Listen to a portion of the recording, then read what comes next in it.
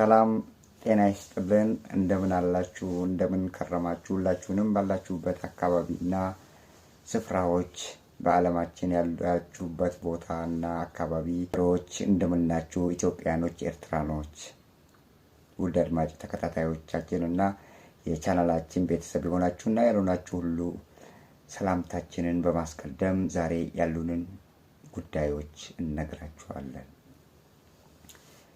ታዲያ በየትኛውም ታሪክ የመጀመሪያ ጠቅላይ ሚኒስቴር የሚያደርጋቸው ጠቅላይ ሚኒስቴር አብይ አህመድ በሀገራችን ውስጥ ለመጀመሪያ ጊዜ 3 አማጽያንን ኮትኩተው ያሳደጉ የመጀመሪያ መሪ ያደርጋቸዋል። በታሪክ ተሰምቶ ማያውቅም 3 አማጽያን በአንድ ሀገር ውስጥ መፈጠሩ። እንዲወለዱ ያደረጉትም ራሳቸው ናቸው። እሱን እናያለን። በሌላ በኩል ምንድነው ያለው የሚለው ጉዳይ አሁን ላይ አብይ አህመድ ተላላኪ ሆኖ ነው። በተላላኪነት የአረብ ኤሚሬትስን ቢን አልዛሂድ መሪ ዱባይ የእሳቸውን ስራ እየሰራላቸው ነው። እንደ ውሻ ሂድና ይሄንን አድርግ ይሮጣል፣ ወደዚህ ሩጥ ይሮጣል፣ ወደዛ ሂድ ይሄዳል። በእንደዚህ አይነት ሁኔታ ነው ያለው። ምንድነው አብይን እንደዚህ አይነት አጣብቂኝ ውስጥ የከተተው የሚለውንም ሐሳቦች እናነሳለን። በሌላ በኩል ድንበሮች አካባቢ ላይ አሁን የመከላከያ ሰራዊት መትመም ጀምሯል። ለምንድነው ወደዛ መትመም የጀመሩት? ድሮኖች እየተሰማሩና አካባቢውን ቃኘት እያደረጉ ይገኛሉ። ሰሞኑን ያስገቧቸው መሳሪያዎች አዳዲስ መሳሪያዎች አሉ። ታንክ፣ መድፍ፣ እነዚህ የመሳሰሉት ሞርታሮች፣ እነዚህ ሁሉ ወደዛ እየተጓጓዙ ነው ያሉት የሚለውንም ሐሳብ ለምንድነው ወደ ሰሜኑ የሀገራችን ክፍል እየተጓጓዙ ያሉበት ሁኔታ ምንድነው? what is the reason behind it? ምንድነው ወደ ሰሜን አሁን ሰሜን ላይ ምን የቀራቸው ነገር አለ? ከአማራ ጋር ሌላ ፍልሚያ ነው ያለው። አሁንም ሌላ ውጊያ ለመጀመር ሐሳብ እንዳላቸው እየተነገረም ይገኛል። እና ውድ አድማጭ ተከታታዮቻችን እነዚህን ሁሉ በአንድነት አጣምረን እንነግራችኋለን። ሌሎችንም አብረን ከኛ ጋር ከቆያችሁ ሌሎች ፕሮግራሞችንም ሌሎች የያዝናቸውን ሐሳቦችና ፕሮግራሞችንም ሊያዳምጡና ሊከታተሉ ይችላሉ በማለት አሁን በቀጥታ ወደ ፕሮግራሙ እንመራችኋለን። ተከታተሉን። የቻናላችን ቤተሰብ ያልሆናችሁ ሰብስክራይብ፣ ላይክ፣ ሼር በማድረግ የቻናላችን ቤተሰብ እንድትሆኑም ከወዲሁ እንጋብዞታለን። ውድ አድማጭ ተከታታዮቻችንና ተከታታዮቻችን ያልሆናችሁ በአጋጣሚ እድሉን አግኝታችሁ አሊያ ደግሞ በአጋጣሚ ቪዲዮውን አግኝታችሁ ታች ወይንም ክሊክ ያደረጋችሁ ሁሉ ሰብስክራይብ፣ ላይክ፣ ሼር በማድረግ ከኛ ጋር እንድትሆኑና የኛ ቤተሰብ እንድትሆኑ እየጋበዝናችሁ አሁን በቀጥታ ወደ ፕሮግራሙ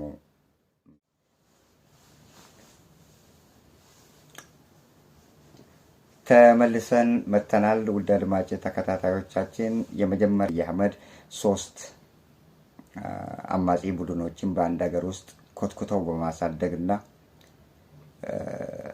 አሁን ድረስ እየተንከባከቧቸው የሚገኙ 3 አማጺያንን ይዘው በመጓዝ ላይ ናቸው። በዚች በአፍሪካ ታሪክ ሲወሳና የአፍሪካ ታሪክ ውስጥ ነው እንግዲህ አፍሪካና ኤዥያ አካባቢ ነው እነዚህ አማጺያን ብዙ ጊዜ በአብዛኛው የሚወለዱትና እንዴት እንደሚወለዱ ሁላችንም የምናውቀውና የማናውቀውም ካለን ተጻራሪ ቡድንን ወይንም አማጺ ጎሪላ ፋይተር የተባሉትን በአንድ ሀገር ውስጥ እንዲወለዱ የሚያደርገው ስርዓቱ ነው። ስርዓቱ በሚያመጣው መዘዝ ነው ሰው ተማሮ ጠመንጃ ይዞ ወደ ጫካ የሚገባው። ስርዓቱ ለህዝብና ለሚያስተዳድረው ህዝብና ለባለስልጣናቱ ወይ ደግሞ በአገሪቱ ውስጥ ለሚገኙ ተጨቋኞች እኩል ህዝብን የሚያይ ከሆነና ለህዝብ እኩል መብት የሚሰጥ ከሆነና ለባለስልጣኖቹም እንደዚሁ መብት ሰጥቶ እኩልነት ለማስተዳደር ብቃቱ ያለው መንግስት ጎሪላ ፋይተሮች አይወለዱበትም። ስለዚህ በአፍሪካ ምድርና ኤዥያ አካባቢ ላይ ቺሊ በተለይ በኤዥያ አካባቢ በጣም ተበራክተው ነበር በአንድ ወቅት ላይ። አሁን እየቀነሱ መጥተዋል። ግን አፍሪካ ውስጥም አሁን እየቀነሱ ነው። የኢትዮጵያ ግን እንዳውም ከአንድ ይልቅ ሁለት ከሁለት ይልቅ ሶስት ሆነዋል። የኦሮሞ ነጻነት ሰራዊት፣ የአማራ ፋኖ፣ የትግራይ ቲዲኤፍ እነዚህ ናቸው ሰራዊት ሙሉ የታጠቁ ሰራዊት ያላቸው። እነዚህ ናቸው ከመንግስት ጋርም የሚፋለሙት። እነዚህ ናቸው ከሰራዊቱ ጋር በየውጊያው በየጊዜው ውጊያ የሚያደርጉት ማለት ነው። ስለዚህ ሚኒስትር አብይ አህመድ 3 አማጺ ቡድንን በመውለድ አንድም ኖረ ሶስት ለመጀመሪያ ጊዜ ነው። አንድን ያሸነፈና እስከናንካቴው እነዚህን አማጺ ቡድን ያጠፋ አንድም መንግስት ከዚህ ቀደም አይተናናቅም፣ ተሰምቶም አያውቅም። አማጺን አጥፍቻለሁ ሲል ሌላ አማጺ ነው የሚወለደው እንጂ አማጺን በምንም ተአምር መጨረሻ ላይ አሸናፊ የሚሆነው መንግስት ነው የሚባል ነገር የለም። መጨረሻ ላይ አሸናፊ የሚሆኑት አማጺያን ናቸው። ይቆያል እንጂ የትግራይ ኃይሎች ለ17 ዓመታት ነው ህወሓት ሲዋጋ የነበረው። ሻዕቢያም እሱም 30 ዓመት ነው የተዋጋው እና በእንደዚህ አይነት ሁኔታ አብይ አህመድ ግን ያኔ 2 የነበሩትን 3 ነው ያደረገው። የመጀመሪያው መሪ ያደርጋቸዋል። ስለዚህ አሁን ላይ እነዚህ አፍሪካ መሪዎች የሙጥኝ ብለው ስርዓትን አያከብሩም፣ ምርጫን አያካሄዱም። ቢያካሄዱም ያጭበረብራሉ፣ ህዝብን ይጨቆናሉ። በህዝብ ላይ ግፍና መከራን ሲያፈራርቁ ነው የሚታዩት። ስለዚህ በህዝብ ላይ ግፍና መከራን የሚያፈራርቅ መንግስት ደግሞ አምባገነን ነው የሚባለው። የራሴ ነው እንጂ የሌላውን አላዳምጥም፣ የሌላው አይመቸኝም በማለት የብሔራዊ ጥቅም የህዝብን ጥቅም ከማስቀደም ይልቅ የራሳቸውን ጥቅም በማስቀደም ነው አምባገነን መሪዎች የሚታወቁት። የራሳቸውን ሀብት በማከማቸት ይጀምራሉ ስልጣኑንም። አብይ አህመድም እንደዛ አይነት ብልጭልጮች እያጓጉትና አሁን ላይ መጀመሪያ የአረብ ኤምሬትስ ከአረብ ኤምሬትስ ጋር ከመንግስት ጋር ቢፈራረምና ከመንግስት ውል ቢዋዋል ይሄ ዓለም አቀፋዊ ነው። ነገር ግን አብይ አህመድ እነዚህ ዩናይትድ አረብ ኤምሬቶች ብዙ ጊዜ የሚያደርጉት ከግለሰብ ጋር ነው እንጂ ውል የሚያደርጉት ከሀገር ጋር አያደርጉም። በታሪካቸው እንደዛ ናቸው እና በመንግስት ደረጃ በህዝብ ደረጃ ስለማያደርጉ አብይ አህመድም በግለሰብ ደረጃ ነው የተፈራረሙትና የሚያገኘውን ገንዘብ ለራሱ ኪስ ነው የሚሰጠው እንጂ ለህዝብ አይሰጥም። ስለዚህ በእንደዚህ አይነት ሁኔታ ነው አብይ አህመድ የቢን አልዛሂድን ስራ አስፈጻሚ ሆኖ ውሻቸው ሆኖ እየተሯሯጠና አድርግ ያሉትን በማስደረግ ላይ ይገኛል። አሁን ላይ ግን አጣብቂኝ ውስጥ ገብተዋል። ከሳውዲ አረቢያ ጋርም ሽርክና አላቸው። ሳውዲ አረቢያና ዩናይትድ አረብ ኤምሬት ደግሞ ፉክክር ላይ ናቸው። አሁን ተጣልተዋል። ሳውዲ አረቢያ ዩናይትድ አረብ ኤምሬትን ከሶማሌላንድ ያቺ እውቅና ያልተሰጣት ቦታ ያንን የሶማሌ በርበራ ወደብ ላይ ተፈራርመው ነበር ዩናይትድ አረብ ኤምሬት ለረጅም ዓመት ለማስተዳደር። ነገር ግን በሰሩት ፋውል ምክንያት ሳውዲ አረቢያ መታ ከዛ ቦታ እንዲነሱ ተደርገው አሁን ዩናይትድ አረብ ኤምሬት ከዛች አካባቢ ከበርበራ ሶማሌላንድ ያላትን ወደብ ያላትን ማሽን ሁሉ እዛው ትታ በስንት ቢሊዮን ዶላር የተገዛውን እዛው ትታ እዛ አካባቢ ላይ አሁን አደርስም ቀይ ተሰጥቷታል ከሶማሊያ ማለት ነው። በእንደዚህ አይነት ሁኔታ ሁለቱ የሚፈካከሩት ሶማሊያና ዩናይትድ አረብ ኤምሬት ናቸው። አሁን እቺ ሳውዲ አረቢያ ከአብይ ጋርም ሽርክና አላቸው። አሁን አብይን በትኩረት በቅኝት እያየች ነው። የኢትዮጵያ መንግስት በሌላ በኩል ደግሞ በሱዳን ሁለቱ ኃይሎች መካከል ጎሪላ ፋይተሩና በመንግስት ኃይል የሚደገፈው በሁለቱ መካከል አማጺን እየደገፉና እያስታጠቁ የአልቡርሃን እንትን ኢትዮጵያ ውስጥ አለ እያስታጠቁ ይገኛሉ። ዩናይትድ አረብ ኤምሬት ደግሞ ጎሪላ ፋይተሮችን ታስታጥቃለች። አሁን ዩናይትድ አረብ ኤምሬት ራሷ በጣም ተቸግራ ያለበት ሁኔታ ነው የሚታየው። ለምን እዛ ከአገሯ ተነስታ ወደ ሱዳን እንኳን ለመሄድ የየመንን አየር ተጠቅማ መሄድ አትችልም፣ ተከልክላለች። በዛ በኩል በየመን በሶማሊያ ማድረግ አትችልም። አሁን እንደ ዋና ድልድይ ሆና እያገለገለች ያለችው የኢትዮጵያን አየር በመጠቀም ነው። በዛ ጋር ዞሯ ነው የምትሄደው ወደ ኢትዮጵያ። ያንን አየር በመጠቀም ሱዳኖችን አማጺ የሱዳን ቡድኖችን ታግዛለች። እነዚህ በተለይ ዩናይትድ አረብ ኤምሬት እነዚህ አፍሪካ ቀንድ አካባቢ ላይ እንትን ያላቸው ወደብ ያላቸው አገሮች ሰላም እንዲያገኙ አይፈልጉም። ሁሌ አጣልተው እነሱ ያንን ወደብ ብቻ ለማግኘት ነው ጥረታቸውና አብይ አህመድን አሁን እንደ ውሻ ሂድ ወደ ላይ ሂድ ወደ ታች ሂድ እያሉ እየመሩት ይገኛሉ። ሰራዊቱን አንቀሳቀስ ለምን ትተኛለህ ይሉታል። ሳውዲ አረቢያ ደግሞ በአይነ ቁራኛ ኢትዮጵያን እየተመለከተች ትገኛለች። እውነት የቢን አልዛሂድን ፎርሙላ የሚከተለውና የእሳቸውን ትዕዛዝ ለመፈጸም የሚሯሯጠው አብይ አህመድ እውነት ኢትዮጵያ ኤርትራ ላይ ጦርነት ይከፍታል ወይ የሚለው በአንድ በኩል ፈርቷል። የፈራበት ምክንያትም አለ። ጦርነቱን እንዳይከፍት የአማራ ፋኖ በአንድ በኩል ጦርነት ውስጥ ላይ ነው፣ ውጊያ ላይ ነው ያለው። የኦሮሞ ነጻነት ሰራዊት ውጊያ ላይ ነው ያለው። ሰሞኑን የነዛን ወታደሮች የመከላከያ ሰራዊቱን ወታደሮቹን ለማንቀሳቀስ በሚፈልግበት ወቅት ላይ ልቡን ሞቱን ይህንን እነዚህ ወታደሮች ዛሬ መከላከያ ሰራዊቱን አንቀሳቀሽ ወደ ትግራይ አካባቢ ካሰፈርኩኝ ከኋላዬ ቤተ መንግስት ይገባሉ፣ የኦሮሞ ነጻነት ሰራዊት ይገባል በማለት ፍራቻ አለው። በዛ ፍራቻ ምክንያት በድሮን ደብድቦ ነው እየሮጠ ሄደው። አዳክሜ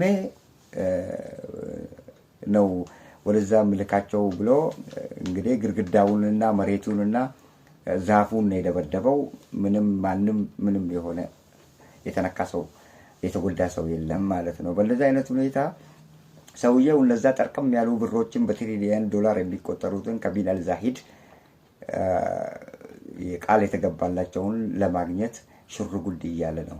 ለዚህ ከኤርትራ ጋር ጦርነትም ለመክፈት ፈርተዋል። አሁን በአንዳንድ ዘገባዎች ላይ እኛም ጭምር ብለነዋል።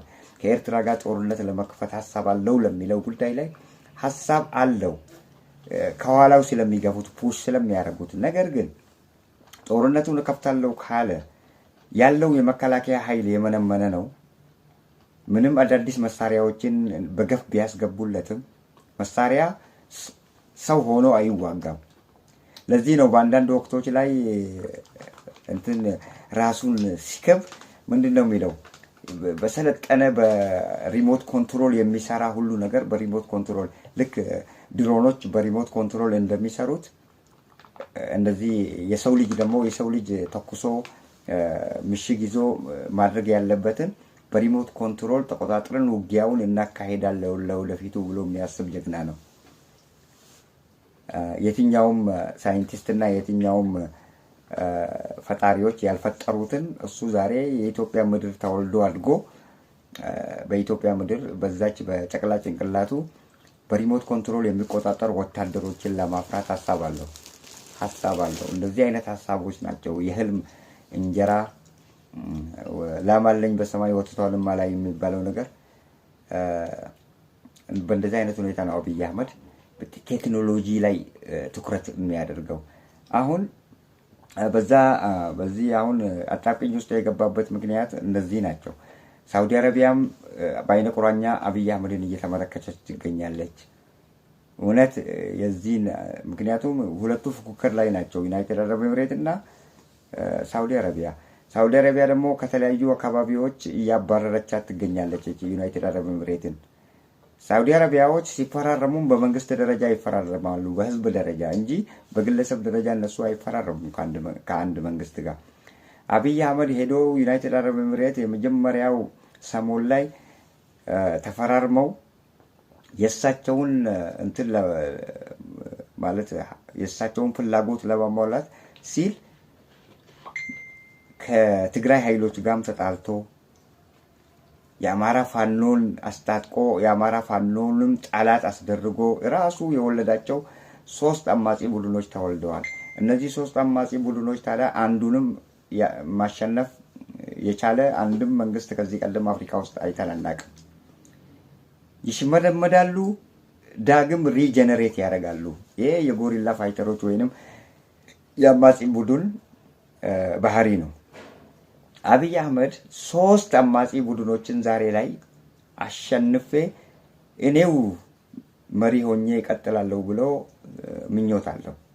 እንኳን 3 አንዱንም አሸንፎ ስልጣኑን በስነ ስርዓት ያስተዳደረ አንድም መሪ ከዚህ ቀደም አልነበረም።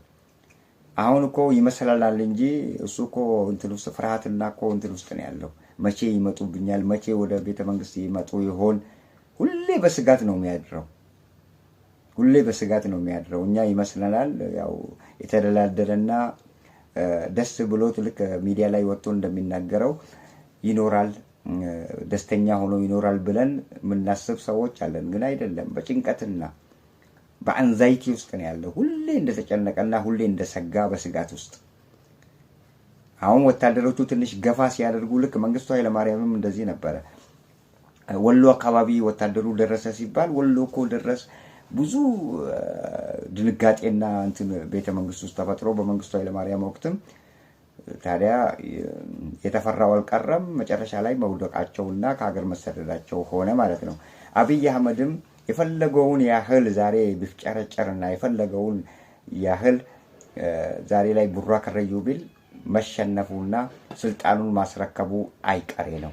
ይሄ ደግሞ ውሎ ያድራል እንጂ ቀን ይቆጥራል እንጂ ወራትን ያስቆጥራል እንጂ አመታትን ምናልባት አመትና 2 አመትን ሊያስቆጥር ይችላል እንጂ መውደቁና መሸነፉ አይቀሬ ነው። ምክንያቱም አንድም ጎሪላ ፋይተርን ወይንም አማጺ ቡድንን አሸንፎ እስከናንካቴው ስልጣን ላይ የቆየ መንግስት ስለሌለ አሁን የፋኖ ኃይሎች የመከላከያ ሰራዊቱ አብይ አህመድ እንዲወጡ አዟቸዋል። ያንን በሚያዝበት ወቅት ላይ ኦሮሚያ ያለውን ሁኔታ በድሮን ደብድቦ ነው ኦላ አለበት የሚባለውን ቦታ ደብድቦ ነው እየሮጠ ሄደው የፈሪዱላ መጥቶ።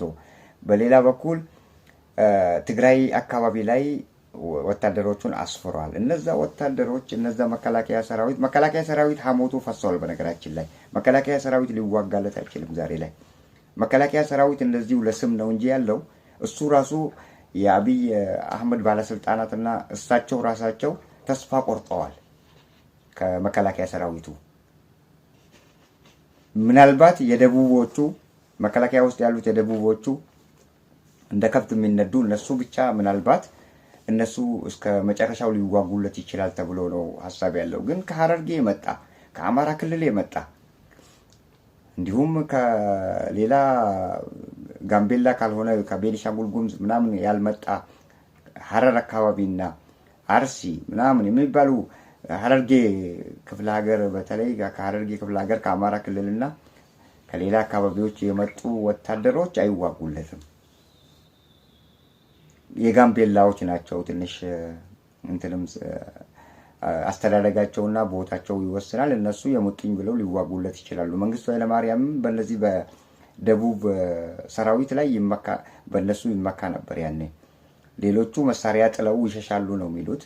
እና አብይ አህመድም ወይ የደቡቦቹ ትንሽ ሊዋጉለት ይችላል እንጂ ሌሎች ሰራዊት አይዋጋለትም። ስለዚህ መሸነፉ አይቀሬ ነው። ተሸንፎስ አሸናነፉ ራሱ ከሌላ ጊዜ ለየት ያደርገዋል። አሁን እዚህ ላይ የምንናገረውን ነገር ነገ ትደርሱበታላችሁ። አሸናነፉና የአብይ አህመድ አወዳደቁ መጨረሻ ላይ ሁላችንም የምናየው ይሆናል። በጣም ከዚህ ቀደም ባልተሰማ ሁኔታ ነው የአብይ ውድቀት የሚመጣው። ዛሬ ፓርላማ ላይ ተናግሮ በንጋታው ቤተ መንግስት እንደሚመጡለት ወቁ። የመጨረሻውን እንደዛ ነው የሚሆነው። ሳያስበው ገና ወሎ ደረሱ ምናምን ደረሱ ሳይባል አብይ አህመድ ዛሬ ለፓርላማው በሰላም ንግግር አድርጎ በንጋታው ጉብ ይሉለታል። ይህን ነገር ምን አለ በሉኝ። በእንደዚህ አይነት ሁኔታ አንድም ቀን ያልተሰማ ሁኔታ በአብይ አህመድ ላይ ሊፈጠር እንደሚችል ከወዲሁ ስጋታችን ነው የምንለው። ስለዚህ የቢን አልዛሂድን ገንዘብ ለመውሰድ ቃል የተገባላቸውን እነዛ ፈርጠም ያሉ ብሮችን ለመውሰድ ነው አብይ ሩጫው እንጂ ከኤርትራ ጋር ራሱ ለመዋጋት ፍራቻ ነው ያለው። ምክንያቱም ኤርትራ ጋር እዋጋለሁ ብሎ ዱላውን የሚያነሳ ከሆነ በሶስት አቅጣጫ ዱላ ይመጣለታል። አንደኛው ከኦላ ከስረኛው ለቤተ መንግስት ቅርብ የሆነው እሱ ነው። ሁለተኛው ደግሞ ለጎንደር እና ለጎጃም አካባቢዎች ቅርብ የሆነው ደግሞ የትግራይና የአማራ ፋኖዎች ናቸው። በኤርትራ ላይ አንዲት ስንዝር አነሳለሁ ብሎ የሚያስብ ከሆነ በሶስት ቦታ ሰራዊቱ ይነሳል። ሁለቱ በሰሜን አካባቢ ላይ ይሆናል። አንደኛው ደግሞ በሸዋ አካባቢ ላይ መደምደሚያ የሚያደርገው እሱ ነው። ቀድሞ ቤተ መንግስት ሮጦ ሊገባ የሚችለውም ኦላ ነው። ምክንያቱም እዛ ሰሜን ለአዲስ አበባ ትንሽ ኪሎ ሜትር ላይ ነው ያለውና ማንም ገባ ግን ከእንግዲህ የኛ ኃይሎች የኛ ተቃዋሚ ፓርቲ አመራሮች የኛ ተቃዋሚ አማጽያን ከእንግዲህ መሸወድ የለባቸውም። አንድነታቸውን አሁን እንዳጠናከሩት ኦላም ቢሆን ፋኖም ቢሆን አጠናክረው ኢትዮጵያ ከእንደዚህ አይነት መሰሪ ከሆነ አገዛዝ ለማላቀቅ የበኩላቸውን ጥረት እያደረጉም ነው። እንዲያደርጉም እንዲቀጥሉ እንገፋፋቸዋለን፣ እንደግፋቸዋለን። በሐሳብም ደረጃ በሁሉም ደረጃ ከነሱ ጋር ነው የምንለው። ዛሬ መነጣጠል የሌለበት ጉዳይ ነው የገጠመን። ዛሬ ኢትዮጵያ የህልውና ጉዳይ ነው የገጠማት። ስለዚህ ይህንን የህልውና ጉዳይ ማለፍ የሚቻለው ተባብሮ አንድ ሆኖ በአንድ ክንድ ካልተነሳን በስተቀር አንተ ከሌነ መነቋቋሩ አብይ አህመድ የሚፈልገው እሱን ነው። አማራና ኦሮሞን አጣልቶ ትግራይና አማራን አጣልቶ ጠላት አስደርጎ እርስ በርሳቸው በእንደዛ አይነት ሁኔታ ነው እያምታታ ለመኖር የሚፈልገው። ያ ተነቃበት። በቀደም ለታ በትግራይ ላይ ክንዱን ሲያነሳ ፈርጠም ያለ ክንድ አለኝ ብሎ ሲያነሳ የአማራ ፋኖ እየሮጠ መጣለት። ያንን የተመለከተው ትንሽ ተዋጋና እየሮጠ ነው የሄደው መከላከያ ሰራዊት። አሁን ቢል ዛሂድ ደግሞ ምንድነው ያሉት? ለምን ትፈራለህ? ለምን ወደ ኋላ ትሄዳለህ? ቀጥል። እዛ ፋኖንና እነዚህ ኦላን ተዋቸውና ምንም አያመጡም። በድሮን እነሱን ትቀጠቀጣቸዋለህ። ሂድና እዛ ሰሜን አካባቢ ላይ አስገኛለሁ ያልከውን ቀይ ባህር አስገኝ እየተባለ ነው። በግድ ነው የሚያሽከረክሩት። ምክንያቱም ከሀገር ጋር አይደለም ስምምነቱ ዛሬ የተደረገው። ስምምነቱ የተደረገው ከግለሰብ ጋር ነው። በግለሰብ ደረጃ ነው ስምምነት የተደረገው። ስለዚህ በስምምነቱ መሰረት አብይ አህመድ ለዚህ ነው እኮ አንዳንዴ መማርም እኮ ጥሩ ነው የምንለው እኮ። ይህ ሰውዬ እኮ ምንም ትምህርት የለውም። በመሀይምነቱ በዚህ በጨቅላ ጭንቅላቱ ፈላጭ ቆራጭ ሆኜ ያስተዳድራለሁ ማለቱ የሙጥኝ ማለቱ ይሄ ራሱ ገደል ያስገባዋል። ከምሁራን ጋር ምክክር የለው። ከአካባቢው ማለት በዙሪያው ካሉት ጋር ምክክር የለውም። እሱ ያለውን ነገር ብቻ እንዲያስፈጽሙ ያስገድዳቸዋል። ይህ ደግሞ ዲክታተርሺፕነት ነው። ዲክታተርሺፕነት ደግሞ ብዙ አያስኬድም ነው የምንለው። ከኤርትራ ጋር ጦርነት ለመክፈትም በጣም ፈርተዋል። ምክንያቱም ከኋላዬ ኦላ ይገባል። ጎንደር አካባቢና መቀሌ አካባቢ ያለው የመሸገው የትግራይ ኃይል ደግሞ ሰሜን አካባቢ ላይ ወደ ጦርነት ለመቀስቀስ ከፈለገ እነሱ ኃይሎች ደግሞ ሶስት ሆነው ከኤርትራ ጋር ይወጉታል። ስለዚህ ፍራቻ ላይ ነው ያለው። ስለዚህ ጌም ኦቨር ብለናል። እኛም ጌም ኦቨር ነው የሚሆነው። ይሄ ጌም ኦቨር ነው የሚሆነው። ምንም ያህል አሁን ላይ እያደረገ ያለው አለው ማለት ለማስፈራራት ከኤርትራ ጋር ጦርነት ሊያደርግ ነው፣ ከትግራይ ጋር ጦርነት ሊጀምር ነው እያለ ሰው ሰግቶ ምንም አያመጣም። መከላከያ ሰራዊቱ ራሱ አይዋጋለትም።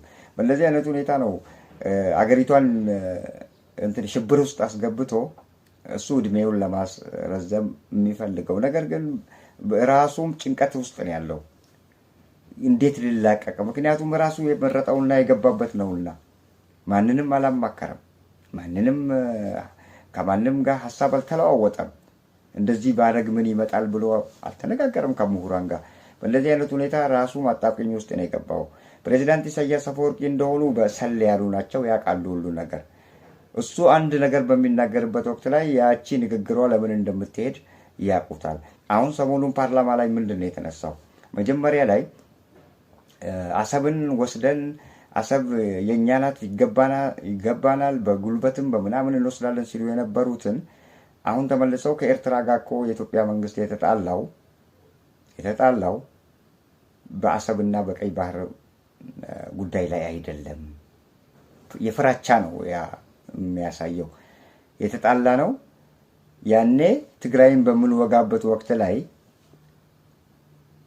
እኛ የሆነ ቦታ ላይ ስናስለቀቅ ትግራይ ማለት ኤርትራኖች የኤርትራ ሰራዊት እዛ አካባቢ ላይ በደል ይፈጽሙ ነበር። 1 2 ብለን ቆጠረንላቸው ማሽን ሲፈቱ ምን ሲያደርጉ ቆጠረንላቸው የኛ ቅራኔ በዛ ነው የመጣው ብሎ ነው የተናገረው። ነገር ግን ልክ ጦርነቱ ሲገባደልና ሲያልቅ ዛሬ እኮ ለፓርላማው ሲነግራቸው ዛሬ እኮ ኤርትራ ሰራዊት በአጠገባችን ባይኖር ኖሮ ምን ይውጠን ነበር፣ ማመስገን አለብን፣ እናመሰግናለን የኤርትራ መንግስትና የኤርትራ ሰራዊት ነው ያለው። ዛሬ ግን ትግራይና በኤርትራ መካከል ያለውን ግንኙነት ለመበጠስና ለመሸርሸር ከኤርትራ ጋር የተቃረኑበትን ሁኔታ ሲያስቀምጡ ምንድን ነው ያሉት? ከኤርትራ ጋር እኮ የተቃረነው በእንደዚህ አይነት ሁኔታ ነው። እኛ ከተሞችንና ቦታዎችን ስናስለቅቅ የኤርትራ ሰራዊት በደልና ዝርፊያ ላይ ነበረ፣ ኢሰብአዊ ድርጊቶችን ሲፈጽም ነበረ ብሎ ነው ዛሬ የሚናገረው። ትላንት ግን እናመሰግናለን ስል በዛች ዛሬ የተፈለገው ምንድነው? ሁለቱ ጥምዶ ፈጥረው የስልጣኔ ድምዳሜ ላይ ሊያደርሱ ይችላሉ ብሎ ስላመነና ስለፈራቸው ትግራይና ኤርትራ ግንኙነታቸው እንዳይቀጥል ግንኙነታቸውን ለማላላት ትግራይን ለማስታወስ እነዛን በደሎች ለካንስ ኤርትራ ነች ያንን በደል ሰራ የነበረው ለማስደረግ ከኤርትራ ጋር እኛ የተቃረነው በአሰብና በቀይ ባህር ጉዳይ አይደለም። እኛ ከተሞችን በዛ ወቅት ላይ በጦርነቱ ወቅት ላይ እኛ ከተሞችን በመናስለቀቅበት ወቅት ላይ ከኋላችን ኢሰብአዊ የሆኑ ኢፍትሃዊ የሆኑ ጉዳዮችን ይፈጽሙ ነበር። ጄኖሳይድም የፈጸሙት እነሱ ናቸው ለማለት ነው። ጄኖሳይድ ብሎ በአፉ አውጥቶ አልተናገረም፣ ምክንያቱም እሱም የተሳተፈበት ስለሆነ ያንን ብሎ አልተናገረም እንጂ ማሽን ሲፈቱ ህዝብ ላይ በደል ሲያደርሱ ነበሩ፣ ሲሰርቁ ነበረ ነው ያለው ቃል በቃል። ስለዚህ ዛሬ ላይ ሁለቱ ጥምዶ የሰሩትን ለማለያየትና በመሃላቸው ቁርሾ እንዲመጣ በመሃላቸው ያንን ትዝታ አስታውሷቸው ለካንስ እንደዛ ያደረገን ኤርትራ ነው እንዲል የትግራይ ኃይልም ለማስደረግ ነው ያንን ያደረገው። ያ ደግሞ አይሰራም። የትግራይ ኃይሎች ከኤርትራ ጋር ጥምዶቸውን ፈርጠም አድርገው ቀጥለውበታል። ስለዚህ አሸናፊው በሰሜን ያለው ነው። አሸናፊው የአማራ ፋኖ ነው። አሸናፊው ኦላ ነው። አንድ ዲክታተርሺፕ እነዚህን ሁሉ ኃይሎች አሸንፎ ስልጣኑን መቀጠል የሚችልበት አቅምም የለም። አማካሪ የለውም። እነ ዳንኤል ክብረት ናቸው፣ ዲያቆን ዳንኤል ክብረት ናቸው በቤተ መንግስቱ የተሸሸጉት እና ሌሎችም የኦሮሚያ ፕሬዝዳንቱም ሽመልስ አብዲና ገመዳፉ ምሁራንን አሳደዋል ከሀገር አውጥ። በቅቧቃ ናቸው። በቅቧቃና ፈሪ ነው። ፈሪ ሰው ደግሞ መቼ ነው የሚወጋው? ኤርትራንም አይወጋም፣ ዝም ብሎ ለማስፈራራት። ያኔ ባይ ቻንስ ሁሉ ነገር ተሳክቶለት እውነት የትግራይ ኃይሎች ያንን ቦታ የሰሜን እዝን አጥቅተዋል ብለው የአማራ ፋኖም ካጠገቡ የሆነበት ዘመን ነበርና መላው የዓለም ህዝብ እውነት መስሏቸው ከእሳቸው ጎን ያልተሰለፈ አልነበረም። መጨረሻ ላይ ሲነቃ ግን ሁሉም ሰው የራሱን እንትን ማድረግ ጀመረ። ማለት ሰውዬው ውሸታም እና ቀጣፊ መሆኑ ስለገባቸው ነው በቃ መጨረሻ ላይ የሰውየውን ሁኔታ የተውት እንጂ አብይ በቁባቃ ነው። የኤርትራው ፕሬዝዳንት ኢሳያስ አፈወርቂ ራሱ ምንድነው ያሉት? ፈሪ በቁባቃ ለማኝ።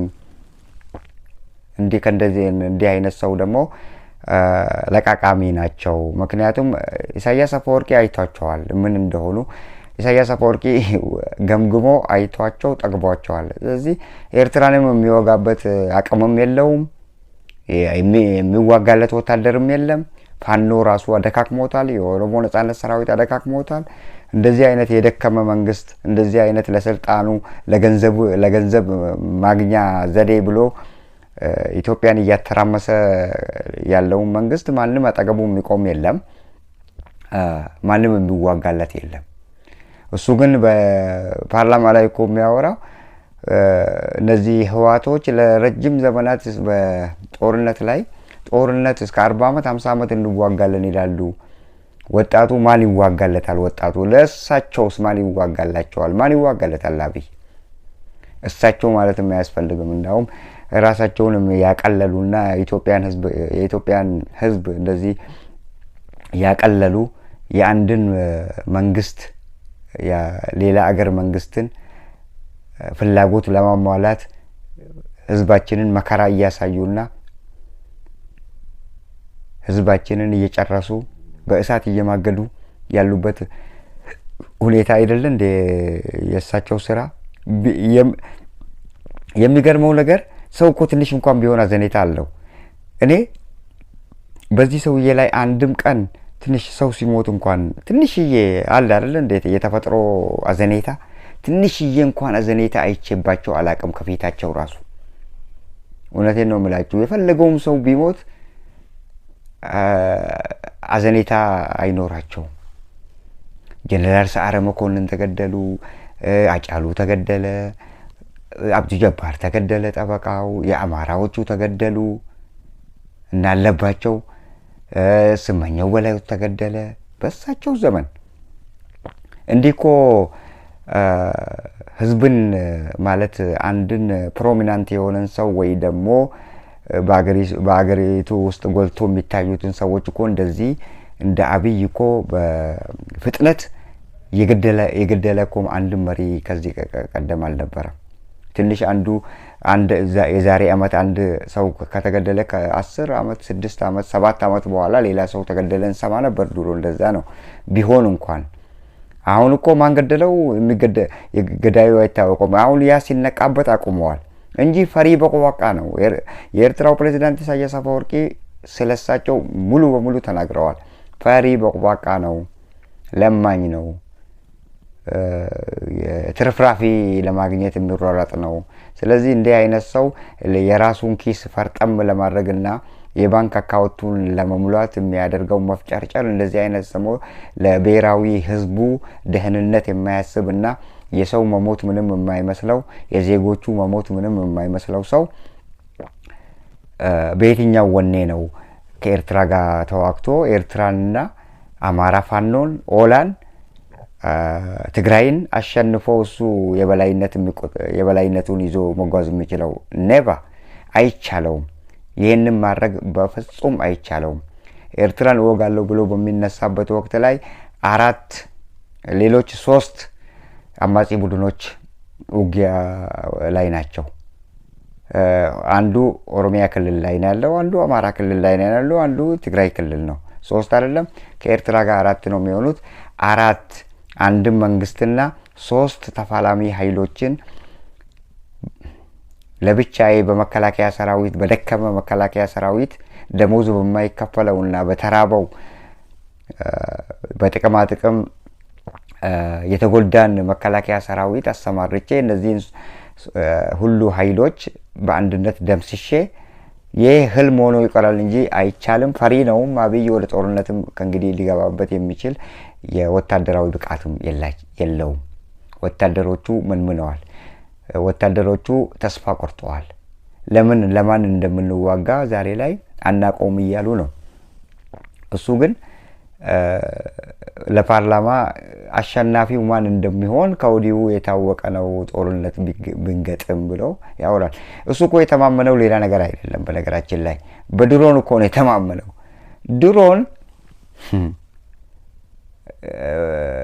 ትግራይ ክልል ላይ ቴስት እያደረጉ ነበር። ኦሮሚያ ክልል ላይ ቴስት ነው የሚያደርጉት። በሚሄድ መኪና ላይ ተከታትሎ ያንን መኪና መምታት፣ መኪና ምግብ ጭኖ የሚሄድ መኪና ምንም ዓላማ ለሌለው በእንደዚህ አይነት እንትኖች ላይ ሙከራ እያደረጉ ነው እንጂ አንድም ታርጌቱን የመታ ወይ ፋኖ ላይ አደጋ ያደረሰ ወይ ደግሞ የኦሮሞ ነጻነት ሰራዊት ላይ የሱ ድሮኖች እስካሁን ድረስ ወታደሮች ላይ ጥቃት የፈጸሙበት ወቅት አይተንም ሰምተንም አናውቅም።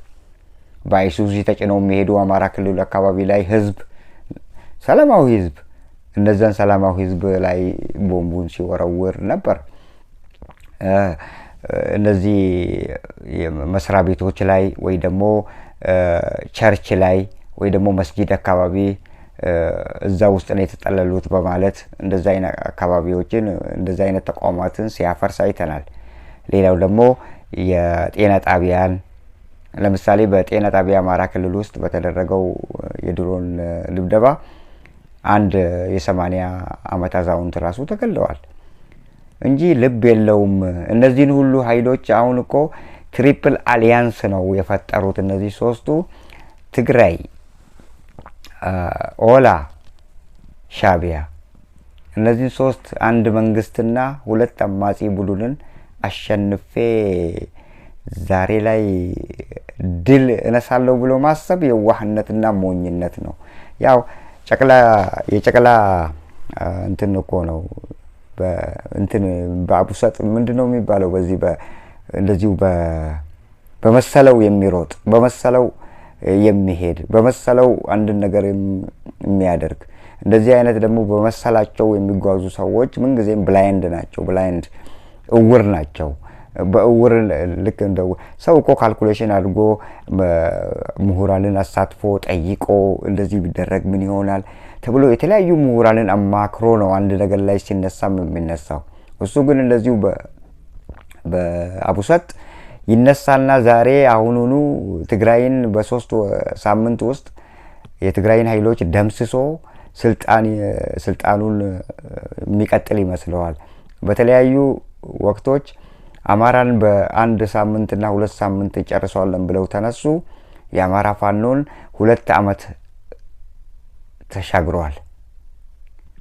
እንኳን እነሱ 2 ሳምንት ነው ያሉት፣ 2 ወርን አልፎ 2 ዓመትን ተሻግረዋል። እና የጦርነትን ሁኔታ በምንም እንትን ውስጥ ነበርኩ ነው እንጂ የሚለው ወታደራዊ ኃይል ውስጥ ነበርኩ ነው እንጂ የሚለው ተቋማት ውስጥ እሱ ምንም ያው በተላላኪነት ነው የሚታወቀው በቴሌግራም ያጅነት እንጂ ምንም ጦርነት ውስጥ የተሳተፈው ነገር የለም። ስለ ጦርነትም የሚያውቀው ነገር የለም። ስለ ውጊያ ስልትም የሚያውቀው ነገር የለም። ለዚህ ነው እነ ብርሃኑ ጁላን ልክ አንድ ነገር ሲያረጉ እስከናንካቴው ከሱ ጋር የሚዋጉ ይመስል ስልጣን ይሰጣቸዋል። ጀነራል እያረገ ይሄንን ባህላዊ ጀነራሎችን ሹመት እየሰጠ የኤርትራ ባለፈው ትግራይን በደበደቡበት ወቅት ላይ በማግስቱ ለጀነራሎች እንትን የሰጣቸው ማዕረግን የሰጣቸው ለኢትዮጵያ ጀነራሎች፣ ለኤርትራ ጀነራሎች ግን ለኤርትራ ተዋጊዎች ግን ለአንዳቸውም የጀነራልነት ማዕረግ የተሰጣቸው የለም። አልታወሱም እንዳው ምክንያቱም የልቡም ሞላሱ የትግራይ ህዝብን ጨፈጨፈ፣ ያንን ሁሉ ህዝብ አወደመ። በቃ እንዲህ አይነት በቃ ሰው በመግደልና ሰው ሲገደል የሚረካ ፍጡር ነው። ስለዚህ የዲክታተርሺፕ ነው። የአገሪቷን መምራት ብቃት የለውም፣ ጭንቅላትም የለውም፣ አስተሳሰቡም ዜሮ ነው። እንዲህ አይነት መከረኛ ሰው ደግሞ ተመልሶ ኤርትራን ወቅቶ ከኤርትራ ጋር ሌላ ነገር ያመጣል ብለው ማሰብ የዋህነት ነው። ምንም አያመጣም። ኤርትራን ወቅቶ ማሸነፍ አይቻለውም። ኤርትራን እወጋለሁ በሚልበትና በሚያስብበት ወቅት ላይ እሱ የሚተማመነው ድሮኖችን ነው። ድሮን አንድም ታርጌቱን የመታ አላየንም ብለናል እስከዛሬ ድረስ። አንድም ሰምታችኋል እናንተ? በአማራ ፋኖ ወታደሮች ላይ ይሄን ያህል ድሮን ይሄን ያህል ሰዎችን ይሄን ያህል ተዋጊዎችን አጠፋ የሚል ሰምታችኋል? በኦላ ላይ ሰምታችኋል? በትግራይ ላይ ሰምታችኋል? የለም፣ ኔቨር። ያቃሉ ወታደር ሲባል እንዴት ከድሮን ማምለጥ እንደሚቻሉ ያውቁታል። ሁሉ ጊዜም ድሮን ይከሰታል ብሎ ስለሚጠብቁ ተበታትነው ነው የሚቀመጡት። አያገኛቸውም። ድንጋይና ዛፍን ሲደበድብ እና ሰላማዊ ህዝቦች የሚጠቀሙበት ተቋማትን ሲያፈርስ ነው ያየነው። ስለዚህ በየትኛው ልቡ ነው ከእንግዲህ ሄዶ አማራን፣ ትግራይን፣ ኤርትራን በአንድነት ጨፍልቆ የመውጋት ብቃት ያለው የለውም። ስለዚህ ጌም ኦቨር ኢሳያስ አፈወርቂ ብለዋል። ጌም ኦቨር ብለዋል። ጌም ኦቨር ነው። ስለዚህ ፈሪ በቆባቃ ሰው ውጊያም አይችልም፣ የመዋጋት ብቃትም የለውም፣ የሚዋጋለት ኃይል እንኳን የለውም። ዝም ብሎ ነው እያስፈራራ ያለው። ከኤርትራ ጋር ጦርነት አይጀምርም። በቃ ይሄ ፈሪ በቆባቃ ነው። አለቀ። በእንደዚህ አይነት ሁኔታ እሱ ከአረብ ኤምሬት ግፊት እያገኘ ፑሽ እየተደረገ ነው እንጂ አሁንም ይሄን ያህል ልብ ያገኘው ገንዘቡ ነው የልብ የሰጠው እንጂ ውሸታም ቀጣፊ ሰው ደግሞ መቼውንም አሸንፎ ኢትዮጵያን አስተዳድሮ ኢትዮጵያን ሊያሻግራት አይችልም። የአብይ ድምዳሜ እዚህ ላይ ይሆናል ነው ምንለው። ውድ አድማጭ ተከታታዮቻችን ለዛሬ ያሉን እነዚህን ይመስላሉ። በሌላ ቪዲዮዎች እስከምንገናኝ ድረስ ቸር ያገናኘን።